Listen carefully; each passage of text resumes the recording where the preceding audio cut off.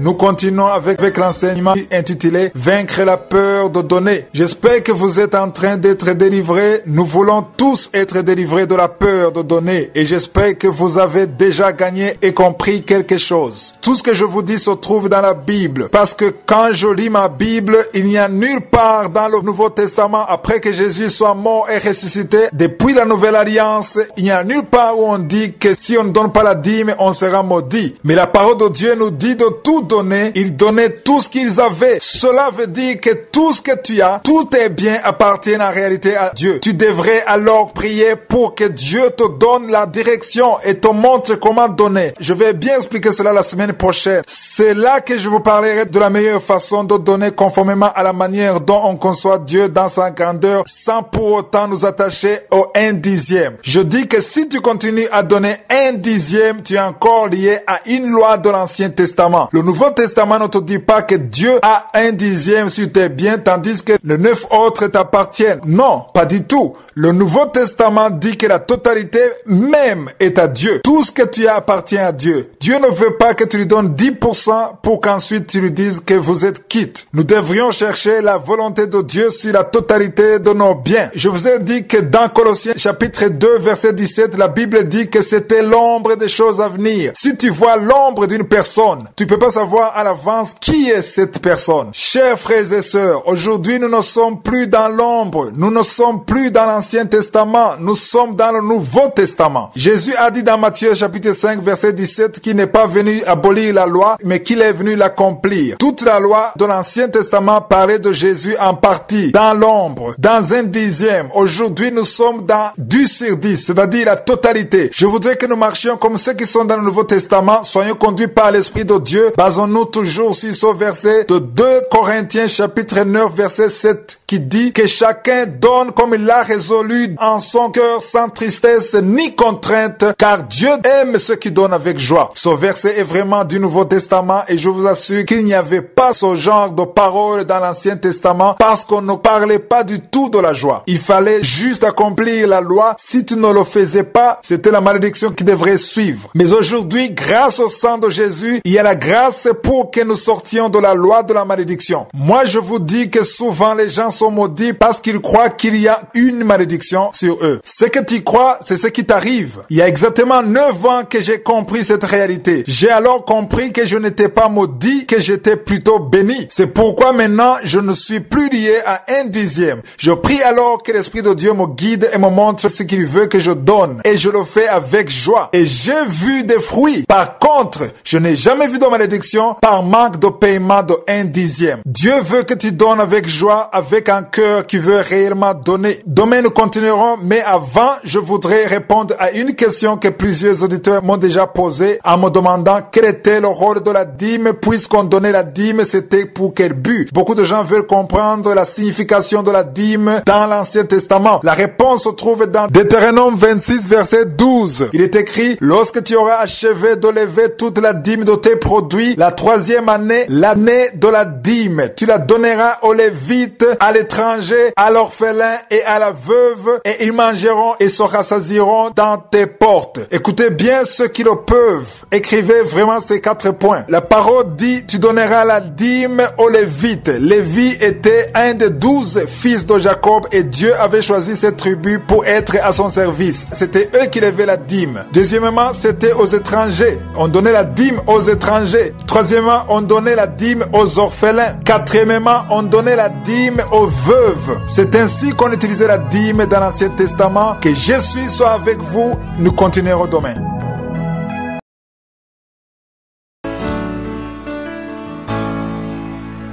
Nous continuons avec l'enseignement qui a débuté lundi, que j'ai appelé « Vaincre la peur de donner » ou « Comment être délivré de la peur de donner ». C'est important que les enfants de Dieu soient délivrés. Comme nous l'avons déjà lu dans Jean chapitre 8 verset 32, « Vous connaîtrez la vérité et la vérité vous rendra libre ». Tu ne peux pas être délivré si tu ne connais pas la vérité. C'est la vérité qui te délivrera. J'aimerais vraiment que vous tous, membres de Kanguka, soyez délivrés. Je viens de passer 9 ans de ma vie étant complètement délivré de la peur de donner parce que j'ai compris et surtout parce que je connais la vérité. Maintenant, je sais que selon le Nouveau Testament, rien ne m'appartient. J'ai déjà compris que je dois bénir l'œuvre de Dieu, les orphelins, les veuves, parce que j'ai compris ce que dit la parole de Dieu. La valeur que Dieu donne à celui qui se soucie des veuves et des orphelins. Nous n'entendons plus son genre d'enseignement à part ceux qui nous disent de donner la dîme ou sinon on sera maudit. C'est pour cela que les gens ont peur et qui donnent malgré cette peur parce qu'ils n'ont pas compris. Je discutais un jour avec un serviteur de Dieu. Je lui ai expliqué ce que je suis en train de vous dire. Il a compris ce que je lui disais. Il m'a même affirmé qu'il comprenait que c'était la vérité. Mais il m'a ensuite avoué qu'il ne pouvait pas enseigner cela dans son église de peur que les gens cesseraient de donner. Et s'il ne donnait pas la dîme, il m'a expliqué qu'il aurait de sérieux problèmes financiers. Je lui ai demandé si réellement il acceptait que les membres de son église restent dans l'ignorance des choses que lui-même avait comprises dans le seul but qu'il continue à percevoir la dîme comme avant. Dans 2 Corinthiens chapitre 9 verset 7, la parole dit clairement que chacun donne comme il a résolu en son cœur, sans tristesse ni contrainte, car Dieu aime celui qui donne avec joie. Je lui ai demandé cela sur base de ce verset. Non seulement ces personnes ne donnent pas avec joie, mais l'autre souci, c'est qu'ils prennent ce qui reste, c'est-à-dire le 9/10, qui reste comme leur appartenant, alors que nous avons vu que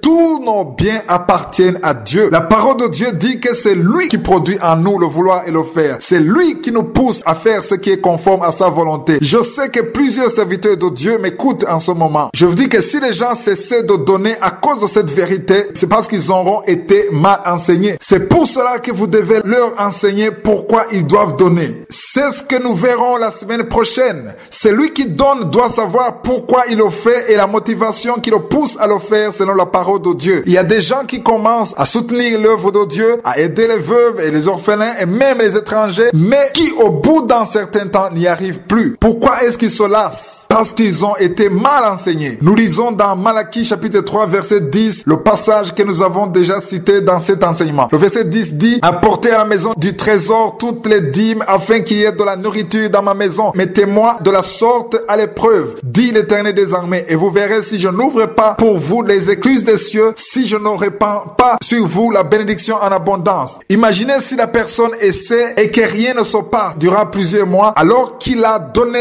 tout ce que tu as demandé. Qu'est-ce qui va se passer? Il va penser que ou bien tu es un menteur ou bien ça ne marche pas. Si la personne commence à donner avec une mauvaise motivation et s'il arrive qu'elle ne donne plus la dîme et que la personne rencontre une difficulté dans sa vie quotidienne, elle va penser que c'est à cause de cela. Pourquoi? Parce que la personne marche selon l'enseignement qu'elle a reçu. C'est pour cela que les enfants de Dieu doivent connaître la vérité et c'est cette vérité qui les rendra libres. Beaucoup de personnes qui m'écoutent en ce moment ont commencé à le faire. Ensuite, ils n'ont pas pu continuer. Pourquoi? Parce qu'on vous a promis que vous verrez immédiatement des bénédictions que vous n'avez pas vues. Beaucoup d'autres ont accumulé des dettes et à un certain moment, ils ont dû arrêter. Certains abandonnent même la foi et prennent une autre voie parce qu'ils ne veulent plus qu'on leur dise qu'ils sont sous la malédiction, qu'ils auront des accidents, qu'ils sont des voleurs, qu'ils volent Dieu. Ce sont des choses trop lourdes à supporter d'être appelés en voleurs. Et c'est pour cela que les gens ont besoin d'être délivrés. J'enseignerai cela la semaine prochaine. Dieu n'a pas besoin de ton argent. Dieu veut ton cœur. Tout l'argent de ce monde appartient à Dieu. Il pourra lui-même s'occuper des orphelins, mais il a besoin des gens qui le craignent et qui l'obéissent. Nous devrions donc connaître la motivation. Pourquoi faisons-nous ce que nous faisons? Pourquoi aidons-nous les orphelins, les pauvres? Dans 1 Corinthiens chapitre 13, la parole de Dieu dit que tout ce que tu ferais sans amour n'est rien devant Dieu. Dieu ne considère pas ce que tu donnes. Il regarde ton cœur. Nous n'avons pas besoin de mettre Dieu à l'épreuve. Nous avons juste besoin d'un cœur qui veut réellement donner. Pourquoi? Parce que la loi n'est plus charnelle, mais elle est spirituelle.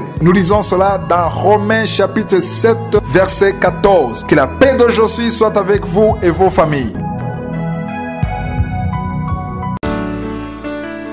Nous entamons l'enseignement biblique comme vous l'avez suivi la semaine passée. Nous parlions de comment vaincre la peur de donner. Je vous ai déjà dit qu'aujourd'hui nous parlons de pourquoi nous donnons et comment il faut donner. Nous devons connaître pourquoi nous donnons. J'ai terminé en vous disant que certains serviteurs de Dieu n'arrivent pas à avouer aux chrétiens certaines vérités de la Bible, notamment en rapport avec le sujet du moment, c'est-à-dire la dîme, parce qu'ils ont peur qu'ils arrêtent de donner. Ils accordent alors beaucoup d'importance au fait que les gens donnent la dîme dîme au lieu qu'ils comprennent pourquoi ils le font. Parce qu'ils pensent que s'ils ne donnent pas, ils auront des problèmes. Ils choisissent ainsi de donner par peur et sans joie. C'est pour cela que c'est trop lourd pour eux de le supporter. Nous avons déjà lu dans 2 Corinthiens 9, verset 7, que la parole dit dans le Nouveau Testament que toute personne devrait donner comme il a résolu dans son cœur, sans tristesse. Et je me permets d'insister sur ce point. Chaque personne devrait donner avec joie, sans tristesse ni contrainte, car Dieu aime celui qui donne avec joie. Je le répète, chaque chose que tu donnes dans l'œuvre de Dieu à l'église, si c'est pour soutenir les pauvres, les orphelins, les veuves, l'œuvre de Dieu, tout ce que tu fais, si tu le fais sans joie, tout ceci n'a aucune valeur devant Dieu. Ce qui est important, c'est d'éprouver de la joie en le faisant. Comme nous l'avons vu vendredi de la semaine passée, ce qui fait que les gens donnent, d'une part, c'est parce qu'ils ont été poussés à le faire. Des fois, ils le font dans la peur de ce qui pourrait leur arriver s'ils ne le faisaient pas. Et d'autre part, on leur donne de faux espoirs en leur disant que s'ils donnent ceci ou cela, des miracles vont se produire, des portes vont s'ouvrir, de promotion d'une façon automatique, etc. Si ce qu'on leur a promis n'arrive pas à se concrétiser, alors ils se découragent. Pourquoi ils n'y arrivent plus? Eh bien, parce qu'ils n'avaient pas une bonne motivation. Le fait qu'ils arrêtent de donner, c'est parce qu'ils ont été mal enseignés. Toute personne devrait donner selon la parole de Dieu. Sa motivation devrait se baser sur les principes de Dieu. Il y a un verset biblique que j'aimerais citer aujourd'hui. C'est Actes chapitre 20, verset 35. Il est écrit: je vous ai montré de toute manière que c'est en travaillant ainsi qu'il faut soutenir les faibles et se rappeler les paroles du Seigneur qui a dit lui-même: il y a plus de bonheur à donner qu'à recevoir. Il faut travailler pour soutenir les pauvres. Il y a plus de bonheur à donner qu'à recevoir. Beaucoup cherchent Dieu pour être bénis. Nous tous, nous aimons être bénis, recevoir la bénédiction. Mais la parole de Dieu nous dit qu'on n'est plus béni en donnant qu'en recevant. Si par exemple quelqu'un a un problème de loyer et qu'un autre frère le soutienne à payer ce loyer, et s'il lui donne le loyer gratuitement sans qu'il soit en prêt, la personne qui a été bénie est très contente et rend grâce à Dieu. Mais selon le verset qu'on vient de lire, la personne qui a été la plus bénie, c'est celle qui a donné et non celle qui a reçu l'argent. Celui qui a reçu le loyer rendra grâce à Dieu, mais s'il ne trouve pas du travail dans le mois qui suit, il aura toujours un problème de loyer. Mais pour celui qui a donné, la Bible dit qu'il a conservé sa richesse dans un endroit où il n'y a ni teigne ni rouille. Nous le lisons dans Matthieu chapitre 6, verset 19 à 20. Il est écrit: ne vous amassez pas des trésors sur la terre, où la teigne et la rouille détruisent, et où les voleurs percent et dérobent. Au verset 20, il est écrit: mais amassez-vous des trésors dans le ciel, où la teigne et la rouille ne détruisent point, et où les voleurs ne percent ni ne dérobent. Le verset 20 nous recommande de chercher des trésors dans le ciel, où la teigne et la rouille ne détruisent pas, et où les voleurs ne percent ni dérobent. Cela veut dire que tu auras fait quelque chose à long terme dans le monde spirituel. Tu auras accompli quelque chose de vraiment important. Tu auras tracé un chemin que Dieu va emprunter pour bénir d'autres personnes. Si tu acceptes d'être un instrument de bénédiction, tu auras obtenu une bénédiction spéciale, plus grande que celle obtenue par celui qui a reçu. Ce que nous allons retenir pour aujourd'hui et que je développerai demain, c'est que nous donnons parce que nous avons été bénis. Je le répète, on donne parce qu'on a été bénis. Nous sommes bénis lorsque nous donnons. Mais être béni ne devrait pas être notre motivation pour donner. Nous devrions plutôt donner parce que Dieu nous a bénis. Je vais expliquer cela demain parce qu'il est primordial que nous le comprenions. Que je suis vous protège. On se retrouve demain.